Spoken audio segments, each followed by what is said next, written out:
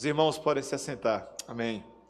Como é bom, meus irmãos, louvarmos com cânticos como esse, textos extraídos diretamente do livro de Apocalipse, também com os nossos dízimos e ofertas, lembrando que quando fazemos isso, quando foi tão bem falado pelo nosso diácono Nilo, nós estamos fazendo gestão dos recursos do Senhor.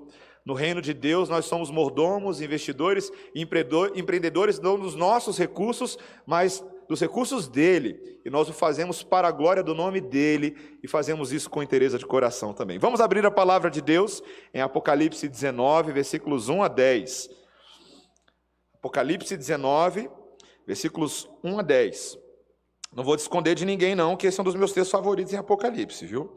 E eu acho que deveria ser seu também, você vai ver por quê hoje. Porque, meus irmãos, quando nós temos declaração de juízo pesado e difícil sobre este mundo, nós temos um Deus também que nos prega o evangelho da esperança, futura, presente e real. Vamos ler a palavra do Senhor, ouça com atenção. Apocalipse capítulo 19, versículos 1 a 10, assim nos diz o Espírito Santo de Deus. Depois dessas coisas, ouvi no céu uma como grande voz de numerosa multidão, dizendo: Aleluia! A salvação e a glória e o poder são do nosso Deus. Porquanto verdadeiros e justos são os seus juízos, pois julgou a grande meretriz, que corrompia a terra com a sua prostituição, e das mãos dela vingou o sangue dos seus servos. Segunda vez disseram, Aleluia, e a sua fumaça sobe pelos séculos dos séculos. Os 24 anciãos e os 4 seres viventes prostraram-se e adoraram a Deus, que se acha sentado no trono, dizendo, Amém, Aleluia.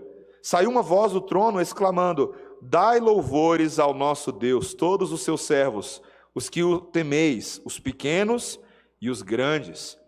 Então ouvi uma como voz de numerosa multidão, como de muitas águas e como de fortes trovões, dizendo, Aleluia, pois reina o Senhor nosso Deus, o Todo-Poderoso. Alegremo-nos e exultemos e demo-lhes a glória, porque são chegadas as bodas do Cordeiro, cuja esposa, a si mesmo, já se ataviou, pois lhe foi dado vestir-se de linho finíssimo, resplandecente e puro, porque o linho finíssimo são os atos de justiça dos santos. Então me falou o anjo, escreve, bem-aventurados aqueles que são chamados à ceia das bodas do Cordeiro. E acrescentou, são estas as verdadeiras palavras de Deus. Prostrei-me ante os seus pés para adorá-lo. Ele, porém, me disse, Vê, não faças isso. Sou conservo teu e dos teus irmãos que mantêm o testemunho de Jesus. Adora a Deus, pois o testemunho de Jesus é o espírito da profecia. Amém, vamos orar. Ó Senhor, tua palavra poderosa nessa manhã para produzir em nossos corações a transformação que apenas o poder da cruz do Calvário é capaz de produzir. Senhor, transforma-nos para que admiremos as tuas obras, para que amemos os teus caminhos, para que pratiquemos a tua lei, para que nos assemelhemos a Cristo. Em nome de Jesus. Amém. Meus irmãos, checklist de casamento é uma coisa importante.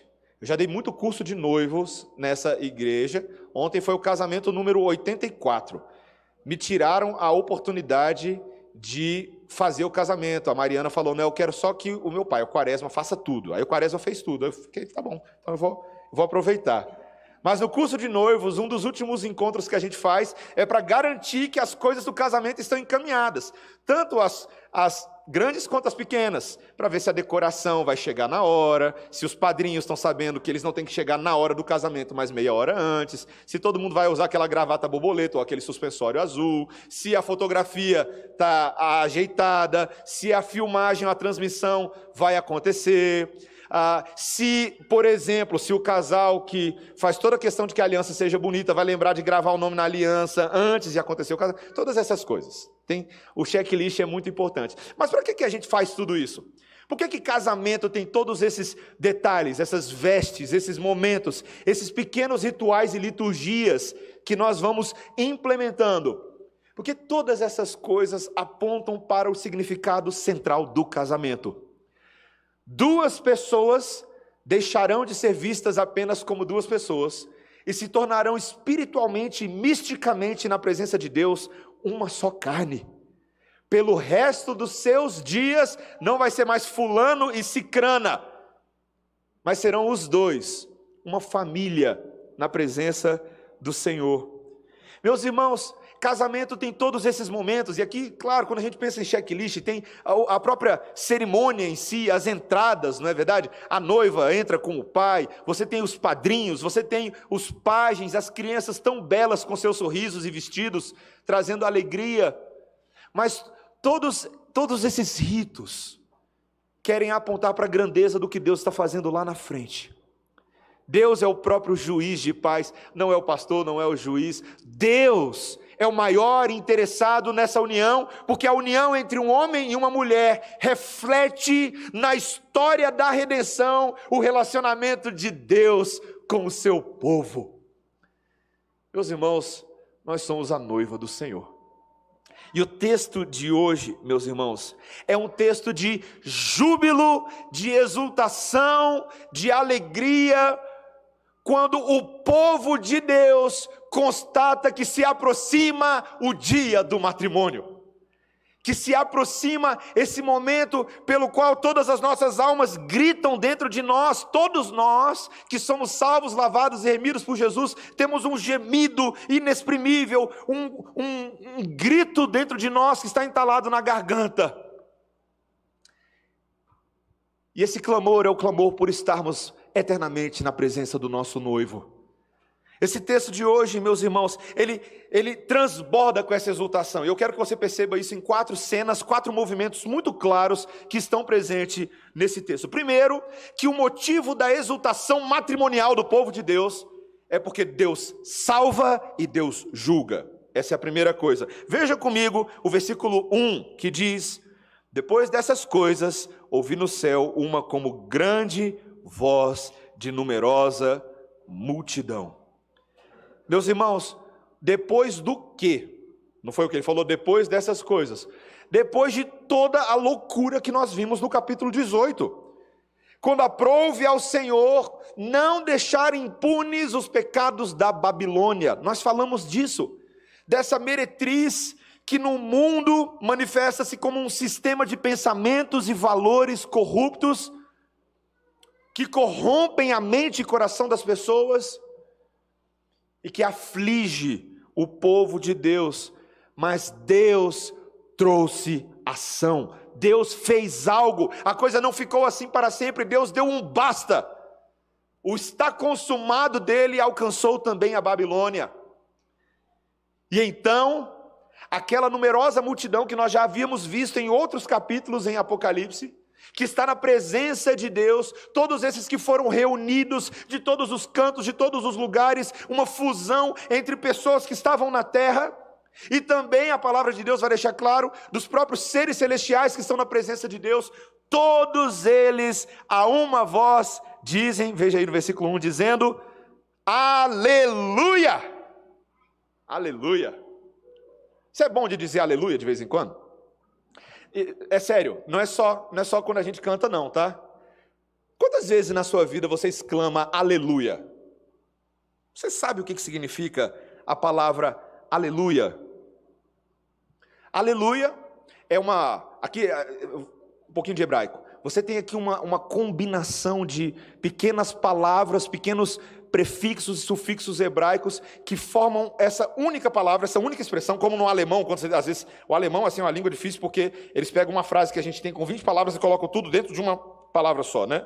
Então aleluia é mais ou menos isso, é uma palavra só que diz louvado seja Yahvé, louvado seja Jeová.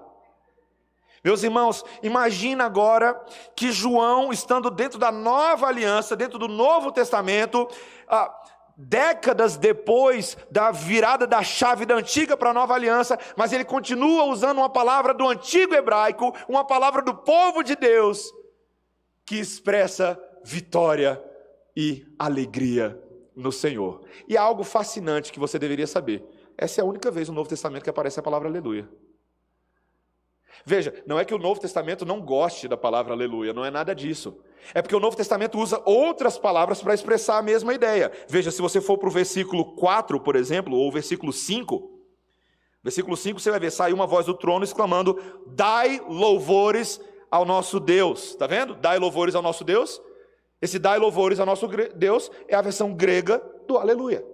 É isso, é exatamente isso. Mas é João, eu estou dando spoiler da frente do sermão aqui, mas é João dizendo para o povo da nova aliança que a esperança deles é a mesma esperança do povo da antiga aliança. E qual é essa esperança, meus irmãos? Está no versículo 2, versículo 1, na verdade, na metade dele. A salvação e a glória e o poder são do nosso Deus. Meus irmãos, aleluia, é isso mesmo. Esse sermão de hoje pode falar aleluia quantas vezes você quiser aí, tá? É isso. Deus é o autor da nossa salvação, meus irmãos. O povo de Deus está constatando isso. Imagina você passar uma história inteira de aflição, de perseguição. O versículo 2 vai mostrar que o grande problema do povo de Deus é que houve corrupção com a prostituição da Babilônia. O sangue dos santos sempre esteve nas mãos dessa meretriz que nos consome, que nos tenta, que nos aflige, que nos ataca. Mas de repente o povo de Deus se vê incontaminado na presença do Senhor, protegidos, preservados por toda a eternidade, e eles dizem aleluia, porque a gente não fez nada para merecer isso. O poder é de Deus, a salvação é de Deus, a honra é de Deus, a glória é de Deus. Meus irmãos, nós dizemos aleluia quando nós constatamos que nós não temos a habilidade para produzir justiça, mas Deus tem a habilidade para trazer justiça. Quando nós não somos capazes de mudar os nossos caminhos, porque nós por natureza somos corrompidos, mas Deus traz a sua salvação em Cristo Jesus e faz algo por nós que nós jamais seríamos capazes de fazer por nós mesmos. Nós dizemos aleluia todas as vezes que nós somos surpreendidos por algo que nós não esperávamos, por algo que nós não poderíamos fazer, provando dia após dia que a misericórdia do Senhor está sobre a sua cabecinha e sobre a minha cabecinha, todos os dias, todas as vezes, meus irmãos. Meus irmãos, eu olho para textos como esse, e esses textos começam a trazer luz ao significado de corinhos que a gente canta ao longo de uma vida inteira. Já parou para pensar nisso? Quantos de vocês aí, esses presbiterianos mais antigos, batistas, também sabem cantar isso assim? Canta assim, aleluia, salvação e glória, honra e poder pertence ao nosso Deus. Os velhos aqui sabem tudo, né? Aqui o povo mais velho aqui sabe o que eu estou falando. Cante aleluia, vem dar-lhe glória, exaltai o seu nome, Jesus é o rei dos reis. Olha que o corinho virou outro, porque é um corinho cantado por toda a eternidade pela multidão dos remidos e lavados. Ó, você vai cantar corinho antigo lá no céu, então começa a treinar de novo aí. Está vendo, meu irmão, minha irmã? E veja, há uma esperança ainda mais concreta no nosso coração, porque no versículo 3, olha o que ele diz no versículo 3, quando pela segunda vez eles disseram, aleluia, e a sua fumaça sobe pelos séculos dos séculos. Quando você lê esse versículo aqui, você fala, é a fumaça de Deus? Não, é a fumaça da Babilônia, que foi destruída lá no final do capítulo 18. Você lembra que ele diz que a Babilônia, ela é destruída com um grande incêndio? Deus faz queimar todas as obras das trevas, e Ele pega essa Babilônia como uma pedra de moinho e lança ela no fundo do mar, uma pedra de moinho pesada para que ela vá ao fundo do mar e de lá jamais retorne à superfície. Deus nos dará por toda a eternidade libertação dessa Babilônia, e é por isso que a gente diz aleluia. Meus irmãos, a luta contra o pecado diariamente é tão difícil, não é verdade? Fala real aí, meu irmão, minha irmã. Esse negócio é difícil demais. Essa santificação diária, esse exercício que nós fazemos uso do poder de Cristo, fala, vem cá, me ajuda. Muda a minha forma de pensar, muda as inclinações do meu coração. Eu estava essa semana agora viajando de férias, e foram férias de 3 dias aí, porque o Covid quebrou as férias o ano inteiro. E estava lá conversando com a Débora, a gente foi para Caldas Novas, foi bom para botar as ideias para cozinhar em água quente, né?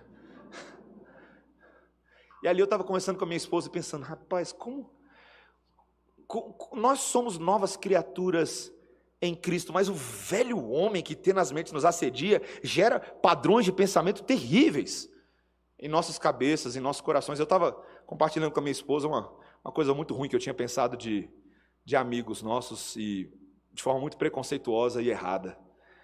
E o Espírito Santo me trouxe entendimento daquilo. Eu falei, rapaz, como é que posso eu conhecer a palavra e ficar pensando nessas coisas? Porque, meus irmãos, a Babilônia ela é encarnada, né? Esse negócio é brabo na gente. Mas graças a Deus, meus irmãos, nós nessa manhã já podemos começar a exultar pelo dia em que nós não mais teremos que lidar com a Babilônia dos nossos pecados. Glória a Deus por isso. Aleluia, é o que a gente diz, aleluia. Meus irmãos, essa é a primeira coisa que nós tínhamos para ver. Nós exultamos porque Deus salva e Deus julga a Babilônia. Segundo lugar, meus irmãos, nós exultamos porque todos os servos de Deus são chamados para fazer exatamente isso. Veja agora no versículo 4, ele diz, os 24 anciãos e os 4 seres viventes prostraram-se e adoraram a Deus que se acha sentado no trono, dizendo, amém, aleluia. Meus irmãos, que cena fantástica, nós retomamos aqui aqueles que no capítulo 4 de Apocalipse já estavam na presença de Deus. Lembra que nós falamos no capítulo 4 de Apocalipse que existe uma visão de Deus que João recebe e ele está sentado no seu trono, e existem círculos concêntricos, camadas de adoradores que vão cercando o trono de Deus, algumas mais próximas e outras mais afastadas. E aqueles que estavam mais próximos no primeiro momento eram os 4 seres viventes e os 24 anciãos. Nós já falamos deles. Os 4 seres viventes são aqueles animais esquisitos, né? Mas que por serem daquela forma representam a totalidade da criação. Na verdade, esses animais ali são anjos. Eu sei que é estranho falar de anjos como animais, mas são os querubins. Os querubins são anjos diferentes, tá, meus irmãos? Eles têm essa forma diferente, mas eles são anjos representativos. Eles representam a criação que adora o Senhor. E nós também temos os 24 anciãos. Lembra que nós explicamos? 12 mais 12, 24. 12 que representam as 12 tribos de Israel, a totalidade do povo de Deus na antiga aliança. E os 12 apóstolos da nova aliança, que trazem a confirmação de que não era apenas o Israel étnico, mas o Israel espiritual em toda a história. Todos eles agora são representantes na presença de Deus. E o que é que eles estão falando? Amém, aleluia. Meus irmãos, eu estudando esse texto essa semana, eu fiquei tão fascinado, que na hora dos 24 anciãos, você fica esperando um grande discurso, né? Toda vez que você dá uma palavra para um ancião, para um presbítero, né? Ancião, presbítero, você fica sempre esperando o Deus de Abraão, o Deus de Isaac, o Deus de Jacó, um discurso longo, mas não é isso que acontece. Sabe o que eles falam? Amém. Sabe o que significa amém? Sim, está confirmado. É isso mesmo. Em outras palavras, meus irmãos, os anciãos e os 4 seres viventes pegam tudo que os outros falaram, é isso aí mesmo, amém, é isso aí que eles falaram. A salvação pertence ao Senhor, a glória pertence ao Senhor, porque Ele julgou a grande meretriz que corrompia os servos de Deus. Meus irmãos, quando a gente diz aleluia, nós louvamos a Jeová, e quando nós dizemos amém, nós confirmamos as palavras que são ditas por Jeová. Nós confirmamos suas obras, seus caminhos, aquilo que Ele faz em nós. E o que eu acho interessante, meus irmãos, é que isso, eu quero que você preste atenção no que o texto vai fazer aqui agora, porque isso não é só uma expressão natural de louvor a Deus, mas isso é mandatório, é imperativo para que nós assim respondamos a Deus. Olha o versículo 5, olha o que ele diz aí no versículo 5. Saiu uma voz do trono exclamando, dai louvores ao nosso Deus, todos os seus servos, os que o temeis, os pequenos e os grandes. Ah, meus irmãos, que coisa fantástica. Essa voz que sai do trono aqui, o texto não diz de quem é essa voz, né? A gente não sabe se é de um dos anciãos, se é um dos outros anjos, se é do próprio Cristo assentado no trono, a gente não sabe. A gente só sabe de uma coisa, é para todo mundo fazer o que ela está mandando fazer aqui. Dai louvores ao nosso Deus. Meus irmãos, você acha que isso aqui que a gente fez hoje pela manhã, quando a gente cantou aqui com o pessoal, é louvor a Deus? Você acha que é ou não? é louvor a Deus. Agora eu quero fazer uma pergunta para você. Só isso aqui que a gente faz é louvor a Deus? Meus irmãos, você sabe por que aqui na redenção a gente não chama esse momento aqui de momento de louvor? Não porque não seja, porque é um momento de louvor. Mas não é o momento de louvor, é um momento de louvor. Isso aqui que a gente está fazendo agora é louvor. Quando você ouve e lê a palavra de Deus, é louvor. Quando você abaixa os seus olhos e busca a face do Senhor, você está louvando. Quando você sai daqui com uma disposição nova para mudar a sua vida, para servir ao Senhor, para mexer um pouquinho na sua agenda, você está louvando ao Senhor. Quando você fala, rapaz, estou atrasado no meu grupo, no meu culto familiar, e hoje à noite, quando eu chegar em casa, eu vou tirar esse atraso com a minha esposa, com os meus filhos. Quando você faz isso, você está louvando. Quando você vai cantando no carro, você está louvando. Quando você vai cantando no chuveiro, você está louvando. Quando você não está cantando, mas com a sua mente você está concentrado no reino de Deus, você está louvando. Nós louvamos em tudo o que nós fazemos o tempo inteiro, meus irmãos. Não somente quando cantamos aqui. Por isso que a gente não tem o costume de chamar isso aqui de momento de louvor, porque o culto inteiro é louvor ao Senhor. Mas, meus irmãos, você percebe a categoria de quem tem que louvar a Deus? Veja, ele dá 3 características. Ele diz, dai louvores ao nosso Deus. Aí primeiro, todos os seus, o quê? Servos.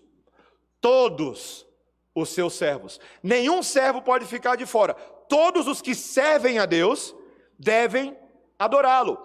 O Novo Testamento, ele tem uma palavrinha para descrever serviço. É a palavra diaconia. Já ouviu essa palavra antes?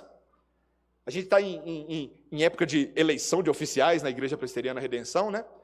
E a gente vai eleger diáconos. O que os diáconos são? São servos, ministros em nome de Cristo, são servos.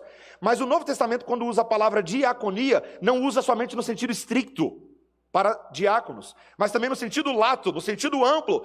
Todos os que servem a Deus são, de uma certa forma, diáconos.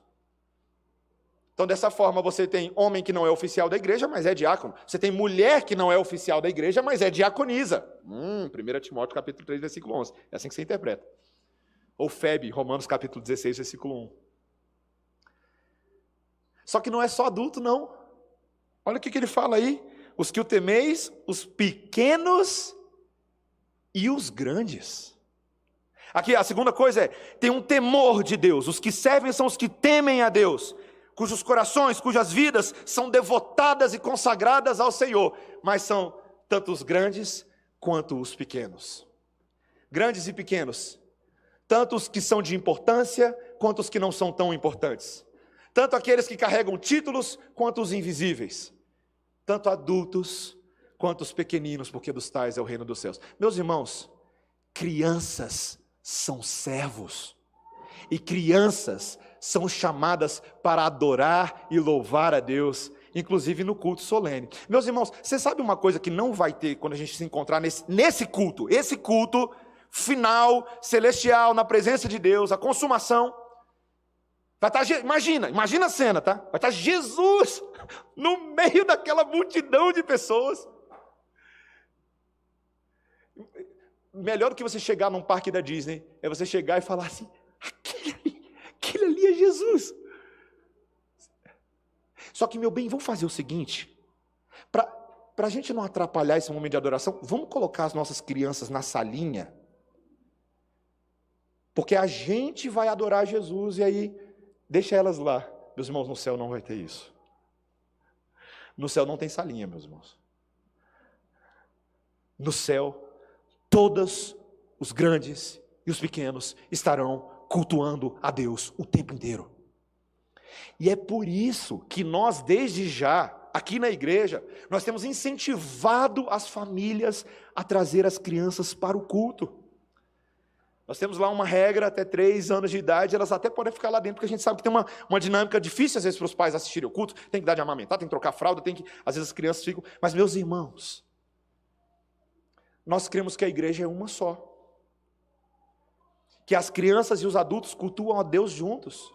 Que o povo de Israel fazia isso, que o povo do Novo Testamento faz isso, e que nós devemos ser incentivados a fazer isso também.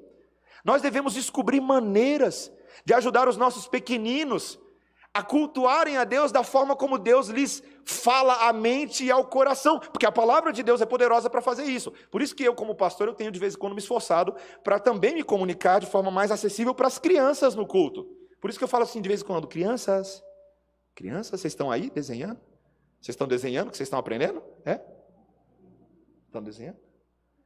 Porque as crianças também precisam receber a palavra de Deus. E nós, os adultos, não podemos ser como os judeus, que quando foram até Jesus, um pouco chateados com os pequeninos, tiveram que ouvir aquela admoestação da boca dele que falou: deixai vir a mim os pequeninos. Os adultos judeus muitas vezes os viam como um fardo, como um estorvo a ser colocado de lado. Jesus falou: não, eu tenho comunicação para eles também, eu tenho maná para eles, eu tenho pão e leite espiritual para os pequeninos também. E nós temos que fazer isso, meus irmãos, nós temos que ajudá-los. Meus irmãos, em terceiro lugar, nós não exultamos só porque são todos chamados para isso, mas em terceiro, porque há uma incomparável festa de casamento que nos aguarda. Então, veja no versículo 6, ele volta para a voz da multidão, como de muitas águas e como de fortes trovões. Ou seja, aqui a multidão, meus irmãos, parece que fica ainda mais caótica, mais agitada, mais alegre, mais feliz, e com uma voz como um estrondo ensurdecedor, eles dizem: aleluia, pois reina o Senhor, nosso Deus, o Todo-Poderoso. Meus irmãos, eu quero que fique bem claro para vocês que essa multidão tem uma teologia escatológica, às vezes, muito melhor do que o que a gente tem, sabe? Porque essa multidão aqui, meus irmãos, não está falando assim: aleluia, porque um dia vai reinar o Senhor Deus Todo-Poderoso. Não! Eles declaram aquilo que Deus tem feito ao longo da história. O Senhor reina nesse momento.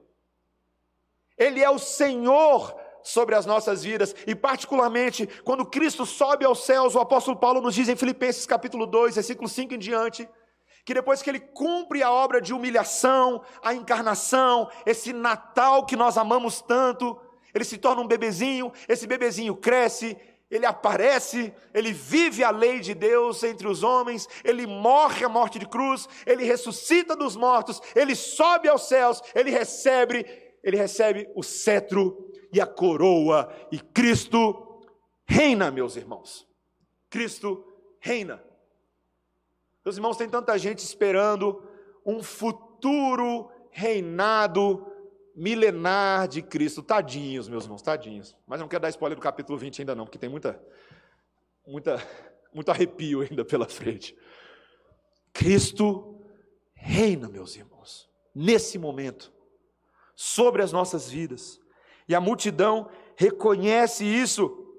E esse reinado de Cristo tem a ver com o casamento, meus irmãos. Veja, versículo 7, alegremo-nos, exultemo-nos e demo-lhes a glória, porque são chegadas as bodas do Cordeiro, cuja esposa a si mesmo já se ataviou, pois lhe foi dado vestir-se de linho finíssimo, resplandecente e puro, porque o linho finíssimo são os atos de justiça dos santos.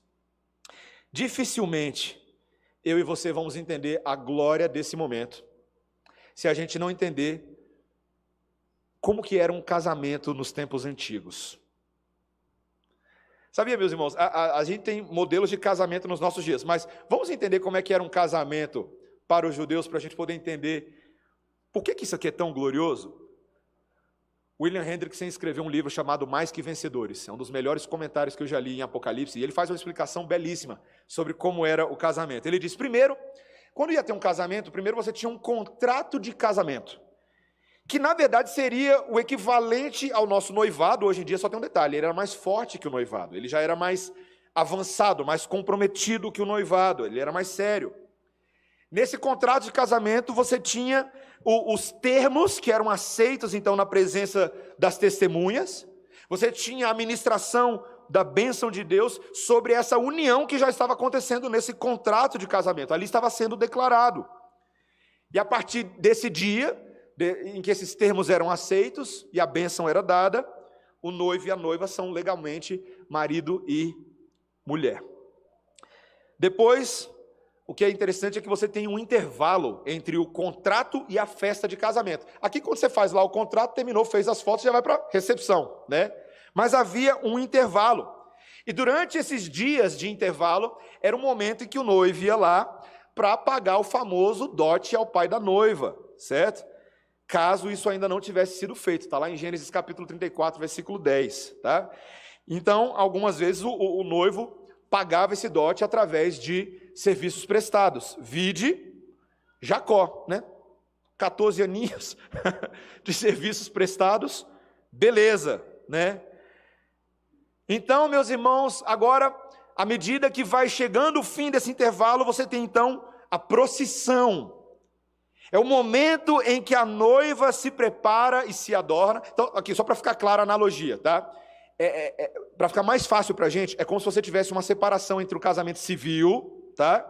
E o casamento religioso. Só que o civil já era religioso para Israel, tá? Mas agora você tem então essa cerimônia, essa procissão, a noiva se prepara, ela se adorna, ela coloca a roupa bonita dela, o noivo vestido em suas melhores roupas e era acompanhado dos seus amigos, viu? Então já tinha os amigos do noivo aqueles dias, eles só não eram tão cheios de pegadinha quanto os amigos hoje em dia, né?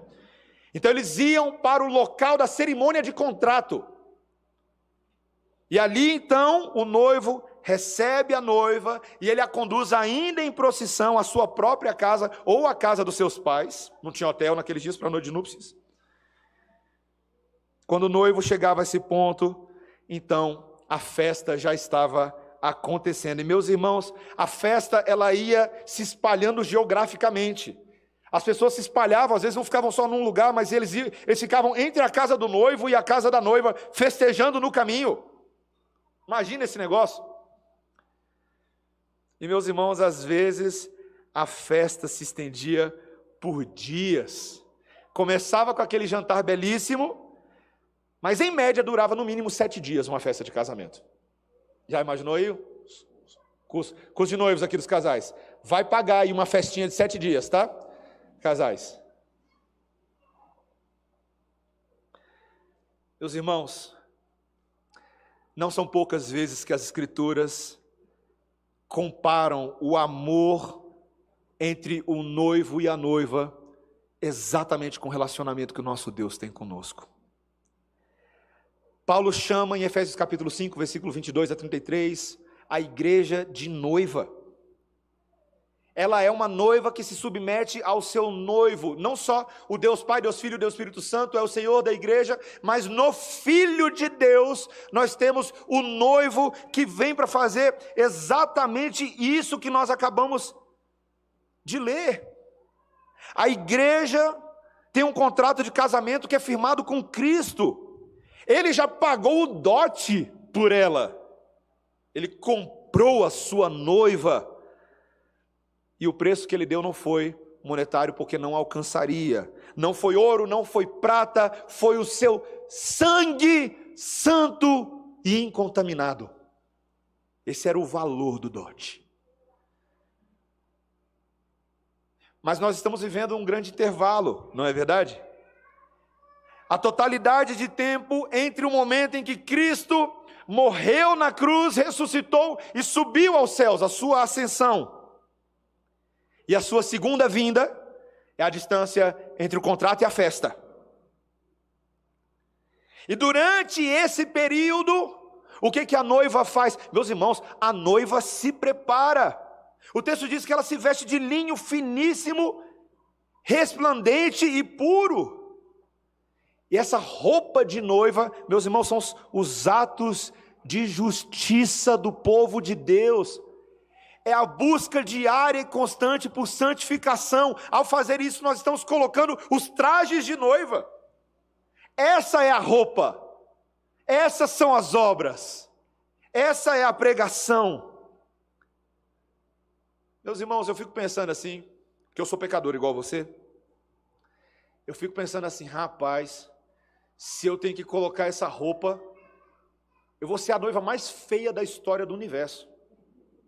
Porque se eu que tenho que colocar essa roupa, imagina, vai lá, põe a sua roupa de noiva aí e vai se encontrar com Jesus. Fritou. Mas meus irmãos, as roupas são alvejadas, porque elas foram lavadas pelo melhor sabão em pó do universo, o sangue do Cordeiro.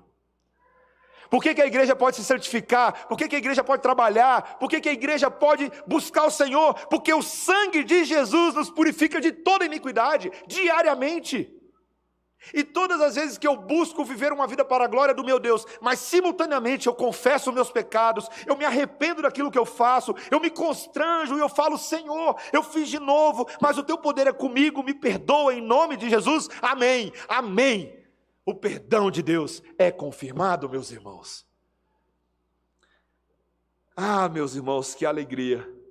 E ao término desse intervalo, o noivo é acompanhado pelos anjos de glória, seus amigos, os amigos de Jesus que vêm com ele, para receber sua noiva, a igreja. Mateus 25, 31, Jesus falou: quando vier o Filho do Homem na sua majestade e todos os anjos com ele, então se assentará no trono da sua glória. Então, meus irmãos, a festa de casamento começa. São chegadas as bodas do Cordeiro. E, meus irmãos, não é uma festa somente de 7 dias. Você consegue imaginar festejar por toda a eternidade com o noivo Jesus e com a sua igreja? Sabe por que é importante a gente falar de casamento, meus irmãos? Até para quem é solteiro hoje em dia. Porque isso aqui não tem a ver se você é solteiro, casado, divorciado, viúvo. Tem a ver com o casamento no qual todos nós que cremos em Jesus e tememos o seu nome, estamos. Esse é o nosso casamento com o Filho de Deus. Essa é a nossa esperança. O nosso coração anseia por esse momento, meus irmãos. Assim como aquela igreja já triunfante, já se encontra na presença de Deus, todos aqueles que subiram, cujas almas estão no paraíso, e nós, a igreja militante, estamos aqui suando, militando, labutando, trabalhando, sofrendo, sendo perseguidos, santificando, arrependendo. Todos nós ansiamos esse momento, essa comunhão santa, abençoada, permanente, a completa realização das promessas do Evangelho. Meus irmãos, é muito fácil para nós, todo mundo que quer casar, a gente fica pensando na nossa alegria. Quando eu casar, eu vou ser a pessoa mais feliz, eu vou ser a pessoa mais realizada. Mas, meus irmãos, por incrível que pareça, o texto finaliza dizendo que o centro do nosso casamento não é a gente. O centro do nosso casamento é apenas Jesus. Esse é o nosso último ponto. Nós exultamos porque Jesus é o centro de toda bênção e de toda adoração. Olha o versículo 9, ele finaliza nos versículos 9 e 10 dessa forma. Então me falou o anjo: escreve, bem-aventurados aqueles que são chamados à ceia das bodas do Cordeiro. E acrescentou: são essas as verdadeiras palavras de Deus. Prostrei-me ante os seus pés para adorá-lo. Ele, porém, me disse: vê, não faças isso. Sou conservo teu e dos teus irmãos, que mantêm o testemunho de Jesus. Adora a Deus, pois o testemunho de Jesus é o espírito da profecia. Meus irmãos, o anjo vira para João. Imagina, né? João está vendo uma coisa que vai acontecer, o trailer do filme. Ele está todo feliz, porque o anjo fala assim: ó, João, está vendo essa festança toda? Bem-aventurados aqueles que são eficazmente chamados. Aqui a gente não está falando de convite não, tá? Não é convite de casamento, que é aquele que o cerimonial fala para você assim, ó, confirma se você vai e você esquece do casamento. Não é desse não, tá? É chamados, arrastados, atraídos, selados para participar do casamento. Você não consegue nem participar dele, nem que você não queira. Você precisa participar desse casamento. Você é bem-aventurado, você é feliz. João fica tão feliz, meus irmãos. A reação dele, eu acho que é a reação que eu teria. Ele se ajoelha e começa a adorar o anjo. Imagina, você tem tanta felicidade, você tem que jogar ela para alguém, né? Aí o anjo fala: opa, levanta daí. Não faças isso, porque eu, anjo, sou apenas o conservo seu. Meus irmãos, imagina essa declaração. O anjo falando: quando o assunto é Deus, colega, a gente é tudo igual. Nós somos apenas servos. E essas palavras, meus irmãos, são tão intensas. Veja de novo no versículo 10. Sou conservo teu e dos teus irmãos que mantêm o testemunho de Jesus. O testemunho, em Apocalipse, o grego martireo, o testemunho. Aquilo que nós, por meio das nossas vidas sacrificiais, temos pregado com nossos lábios, por meio dessa perseguição, o testemunho que nós damos não é do anjo, não é o testemunho de João, é o testemunho de Jesus. E o espírito da profecia é que Jesus é Deus, adora a Deus. Esse é o centro de Apocalipse, esse é o início de Apocalipse, esse é o final de Apocalipse. Posso provar para você? Volta em Apocalipse capítulo 1, versículo 1, volta aí. Olha aí. Apocalipse capítulo 1, versículo 1.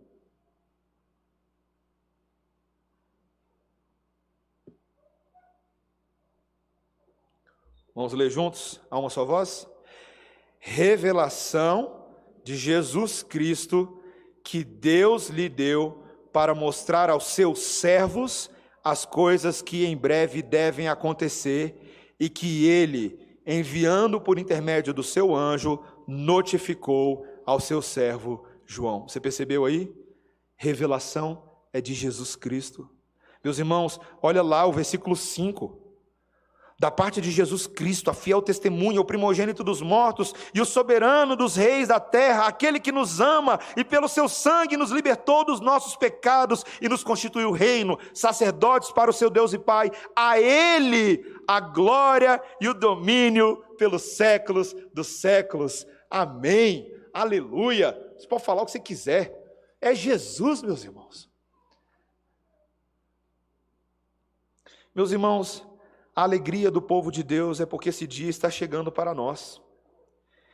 O dia em que nós nos ajoelharemos, não diante dos tiranos desse mundo. Tem muita gente competindo pelos seus joelhos nesse momento, você sabe disso, não é verdade?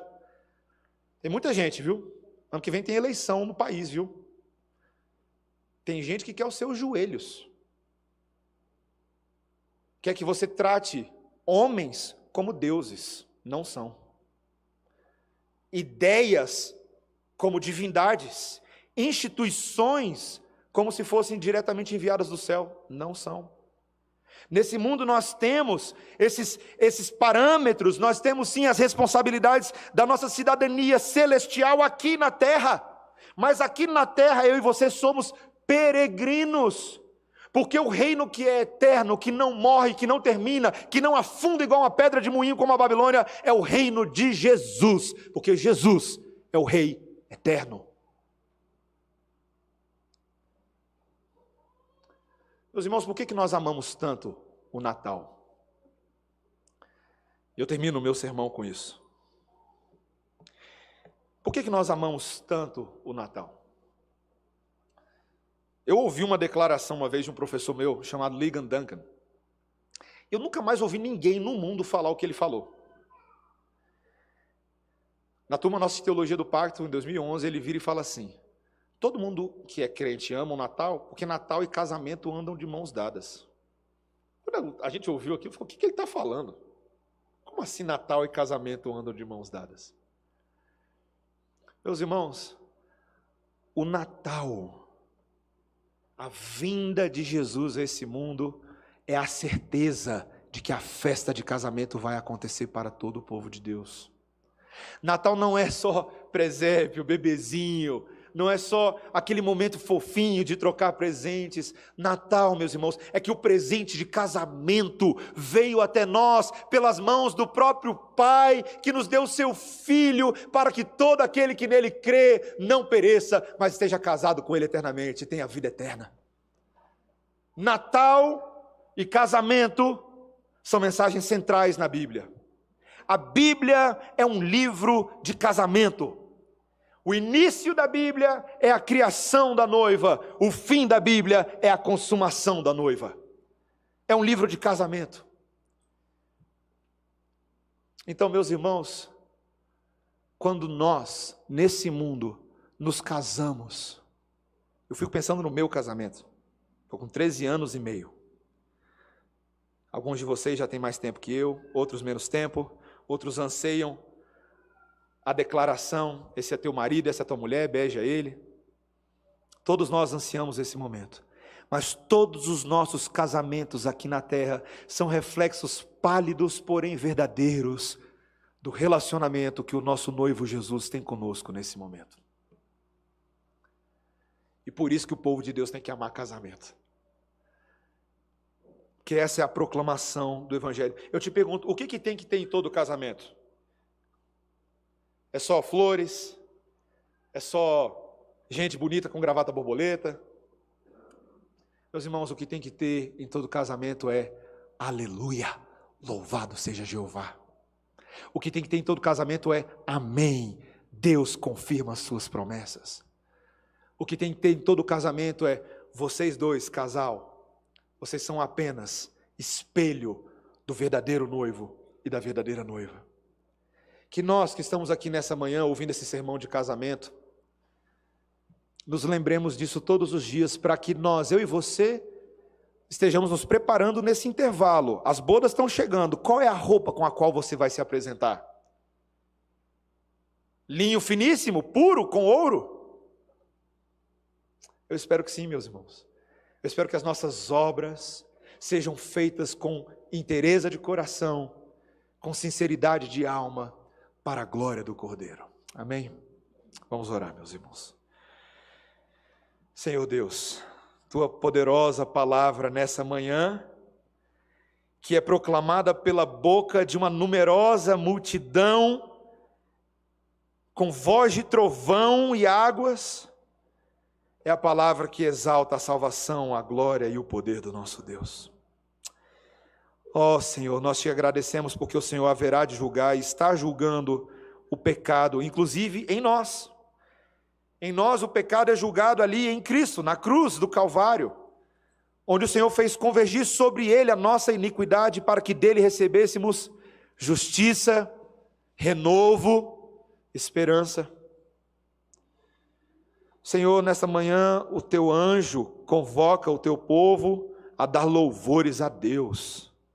Nós, teus diáconos, que o tememos, tanto os diáconos grandes quanto os diáconos pequenos. Ensina nossas famílias, ó Pai, a cultuarem ao Senhor, a louvarem a todo tempo, em exercícios particulares de disciplinas espirituais, em culto solene na igreja, quando evangelizamos e pregamos o Evangelho àqueles que não te conhecem ou ainda não reconhecem o senhorio de Cristo. Que a todo momento nossa vida seja um culto de louvor ao teu nome, Senhor, para que nós nos preparemos adequadamente para a festa que se aproxima. Estaremos sentados na tua mesa, alegres, felizes, em nome de Jesus. Amém.